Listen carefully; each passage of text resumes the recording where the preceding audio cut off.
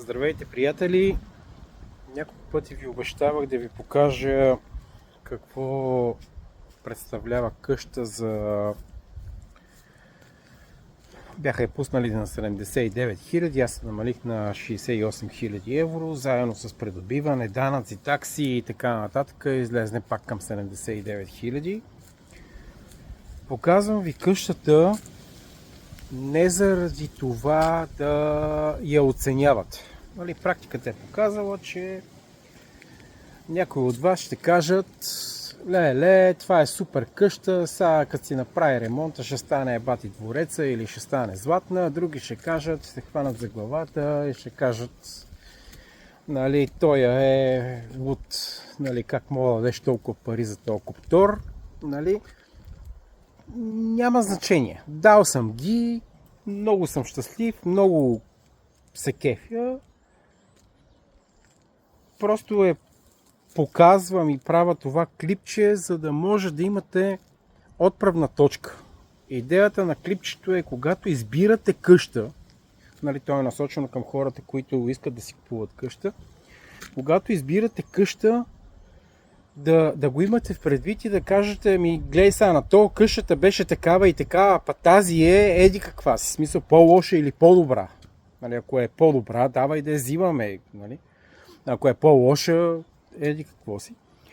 Така че това клипче го имайте просто като пример за вас, за това, когато избирате да ви е бенчмарк, да ви е, как се казва на български, отправна точка. Ето какво представлява къща. Значи казах, тиха уличка. Ето тази улица там. Чакай да видя къде. Ето тази улица там в дъното е главната към плажа, където ви казах, че има страшно много коли, които минават, но ето това ви е една тиха улица, през която много малко хора минават.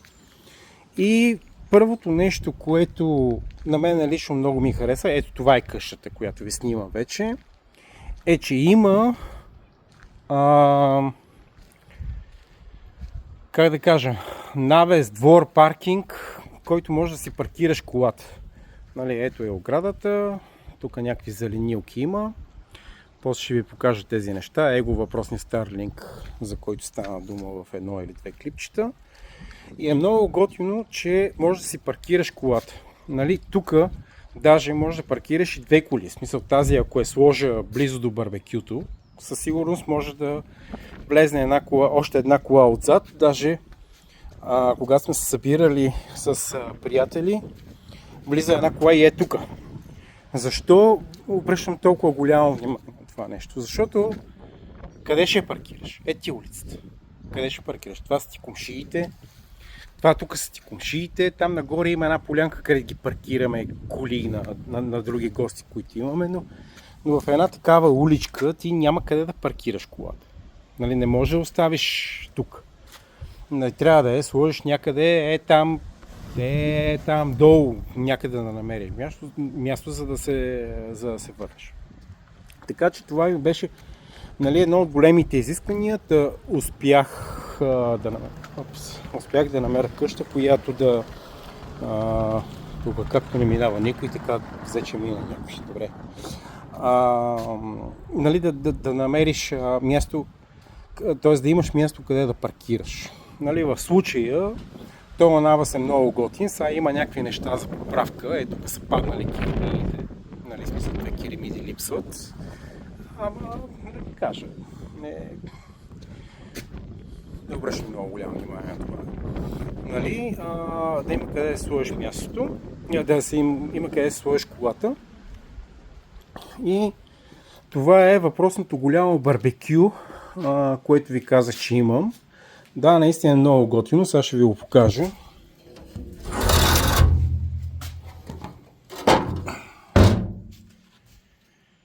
Ето го въпросното голямо барбекю. Значи,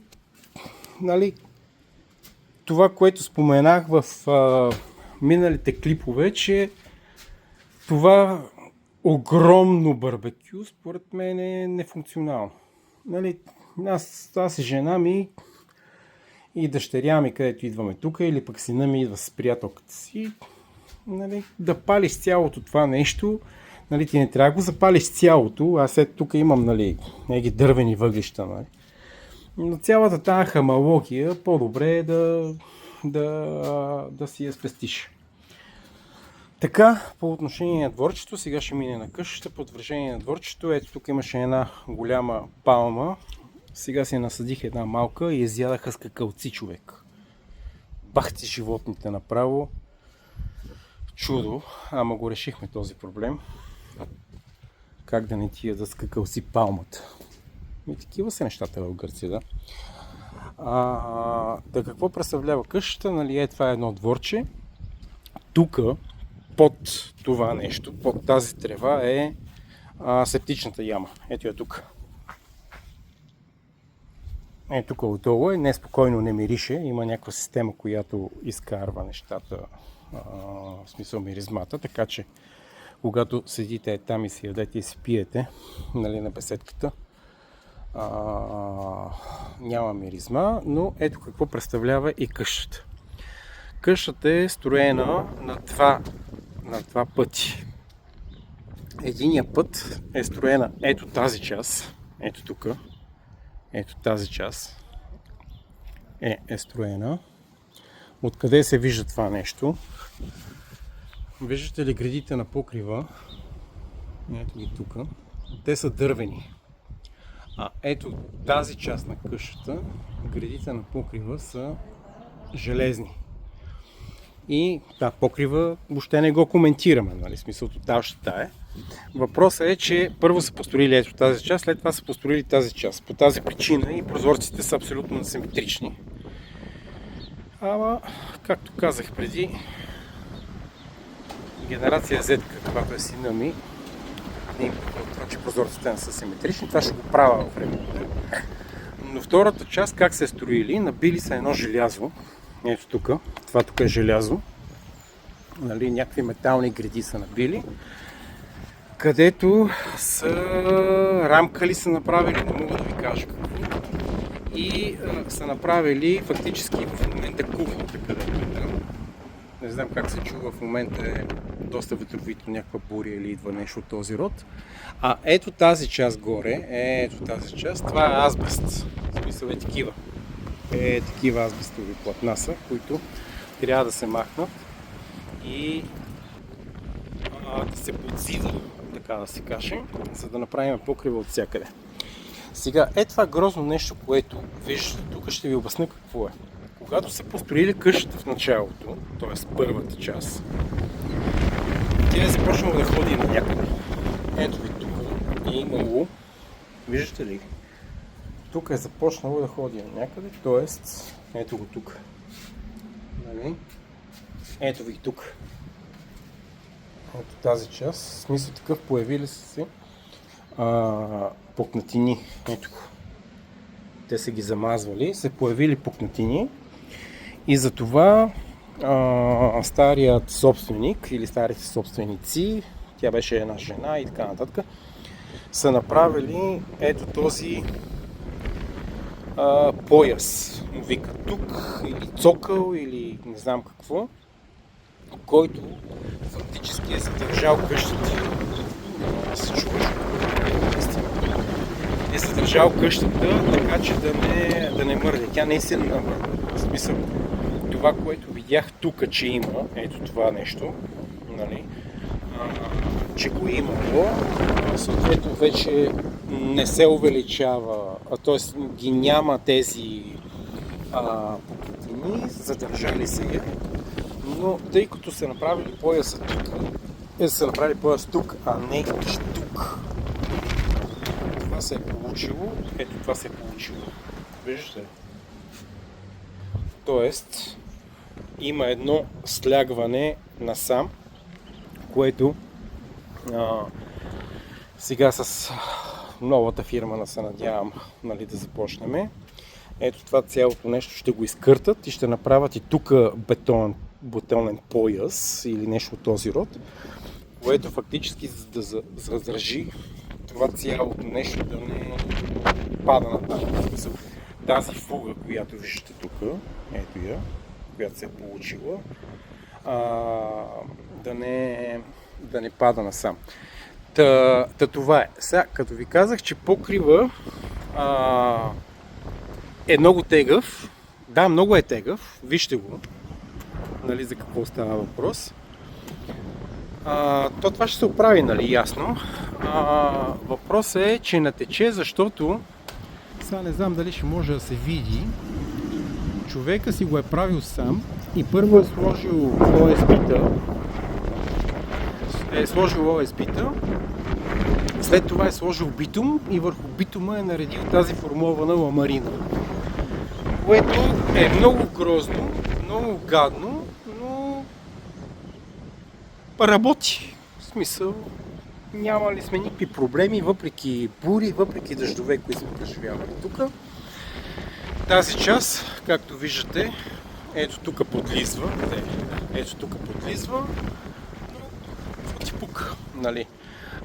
Това, което ви казах в разни други клипчета, какво означава да нямаш улуци. Сега ще ви покажа какво означава да нямаш улуци. Ето го. Тук няма улуци и тук капе. Когато капе, вижте за какво става въпрос. Нали? Това компрометира цялата къща. Ето го и тук. Това компрометира цялата къща. Нали, ето тази система, която ви казах, че са направили да няма миризми от тоалетната и от това. И от фекалната яма, от ямата. Нали, изкарват тези миризми, не мирише и така нататък, но това, че тук са направили ние плочки, тези плочки вече са тотал шета и за нищо не стават, е заради това, че ето тук, когато вали, всичко пада долу и прави дърмадан. Когато направим покрив, сме говорили покрива да е до тази част на оградата, нали, съответните улици, където нали, да не пада водата. Сега ще ви покажа отзад какво представлява. Добре. Ето тук е едната спалня. Така, тук външен душ.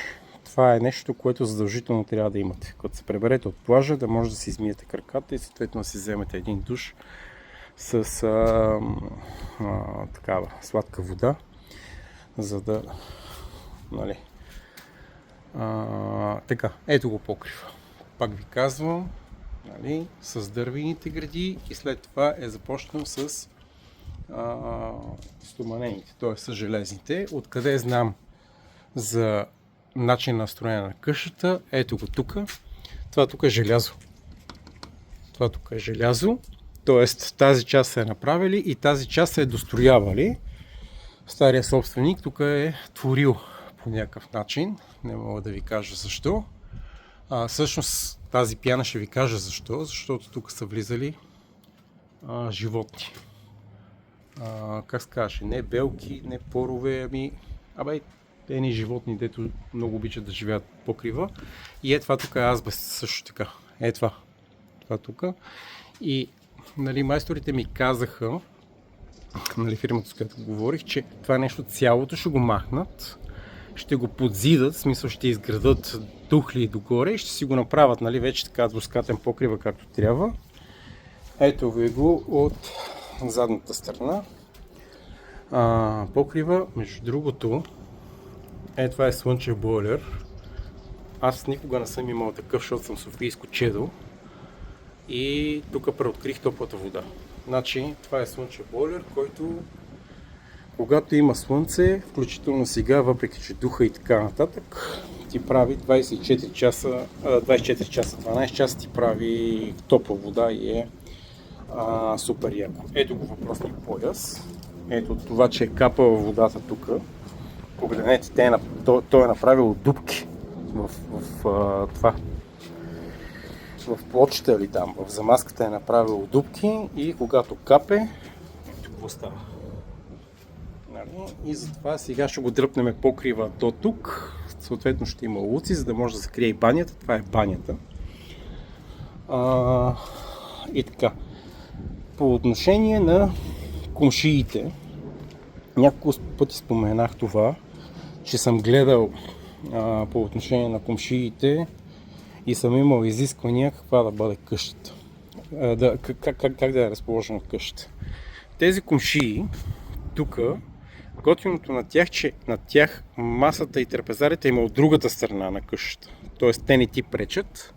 Тук са едни прекрасни баба и дядо, които са живели дълги години в Германия и съответно по никакъв начин не ти пречат. Това са най-готините хора на света, които познавам. Но те също от другата страна, тук имате едно като лятна кухня, но от другата страна се събират и не ти пречат. И тези комшии, които са там, те се събират от тази част, но пак не ти пречат, защото все пак ти се събираш тук, нали? В този смисъл обръщам внимание на комшиите, нали? Да не са залепени къщите една от други, да си гледате в манджите, нали? Един на друг. Сега ще ви покажа малко отвътре. Дано да не е разхвърлено.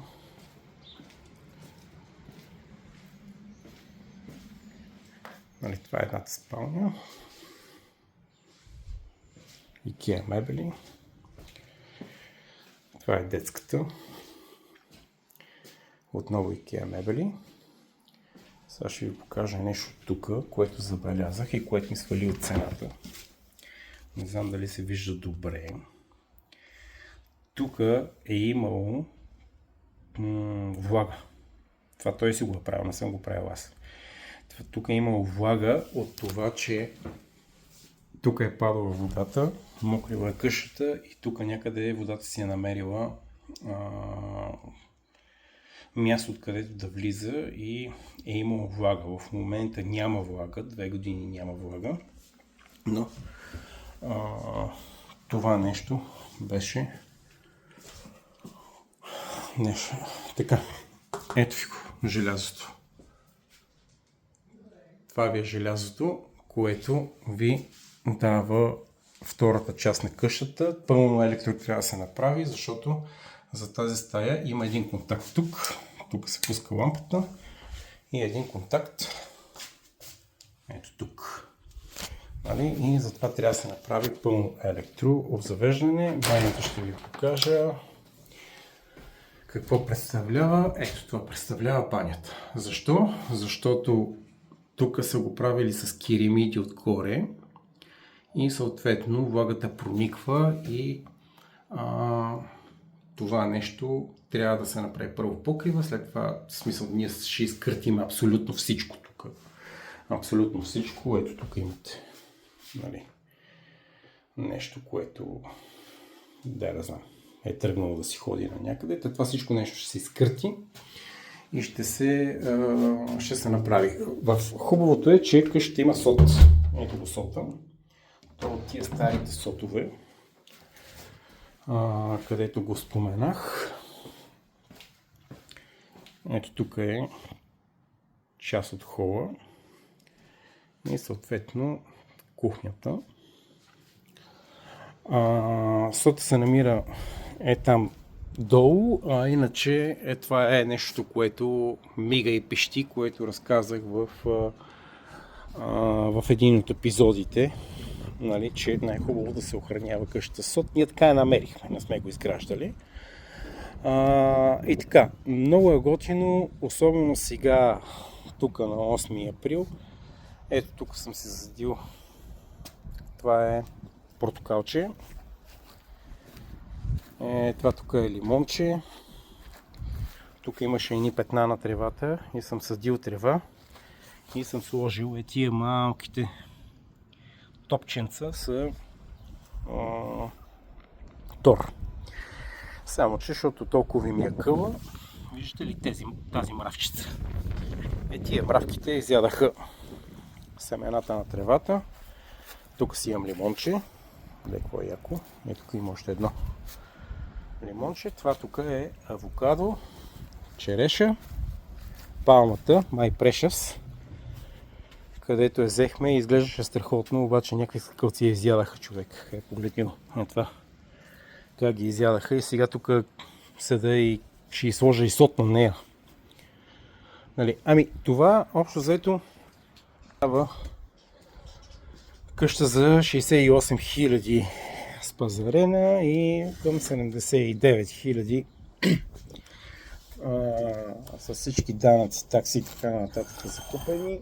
Сега в ремонта да ви кажа нещо интересно. Този каза, че ето тази част тук той ще махне цялата. Нали? Тук ще махаме прозорци, нали, нови дограми ще правим и така нататък. Но ще трябва да направи един пояс, който е с някакво желязо ли, не го разбрах точно, който иде отгоре на къщата. В смисъл такъв, върху който да легне покрива. Защото аз имам изискването да сложим фотоволтаици. Да сложим фотоволтаици и цялата конструкция на новия покрив много ще натежи. И когато натежи много, трябва да има, не може да се държи на тухлите. Нали? Трябва да се направи така наречения пояс, което ще оскъпи, нали, конструкцията, но ефтина къща, какво ти кажа. Нали? И така, има още много неща, които да ви разказвам. Нали? За да придобиете представа и за да имате опорна точка за вашата къща, мисля, че е достатъчно. Пак казвам, не ме съдете, не ме нали, смисъл такъв в коментарите ги оставете за вас. Правя го това клипче за хората, които търсят къща, за да могат да видят какво представлява моята и да си направят сметка за тяхната. Нали, ако имате 250 000 или 350 000 евро, както един беше коментирал в по-предните клипчета, нали, това ще ви е друг проблем, но когато тръгнете да купувате, ще имате друг проблем, но когато тръгнете да купувате такава къща за 60, 70 до 80 000 евро, трябва да го имате в предвид как изглежда моята и съответно да го отнесете към тази, която сте харесали. Чакайте да ви покажа скакалец, човек. Мания къщата, утре ще трусне едно земетресение, ще падне, ще построим наново. Погледни за какво животно става въпрос. Ски за какво става въпрос. Бати мръвката, това са 5 см, човек. И тая гадина, тия гадини, дойдоха и ми изядаха палмата, братче. Ама ги изядаха, тая палма беше като за снимка, бе, едно чат GTP беше ти е генерирал. Красота. И дойде и изяде. Погледни за какво става въпрос. Всичко това го изяде. Гадината, къде вчера ви викам, ще сложа сот на палмата. Това нищо не го мори. Няма екън, няма ектомин, няма абсолютно нищо. Нищо не го мори, човек. Бати животното скапано. Що ни ги яде тия зеленилки, не знам и точно палмата да ми яде. Направо пообяснявам. Добре, само да направя едно-две уточнения, че цената, която казвам за къщата, се отнася за 2024 година. Нали, силно ви пожелавам, ако сега търсите къща, 2 години по-късно, да намерите горе-долу в същото състояние, даже и по-добро за тази цена, но това беше цената преди 2 години. И другото, което е, че стаите, които видяхте, просто съм ги пребоядисал и съм сложил нови мебели IKEA. Там беше пълно с всякакви стари мебели, стари легла, един огромен гардероб и така нататък. Всичко това се начупи и се изхвърли. И съответно аз купих тези мебели, в смисъл някакъв гардероб да имаме докато дойде време за ремонта и съответно легло за двете стаи. Нали, хола и кухнята, който ви показвам за малко, те не са пипнати. Така я взехме къщата, така че това беше освежаването на тези 2 стаи. Нали, имайте го в предвид, че не бяха в това състояние.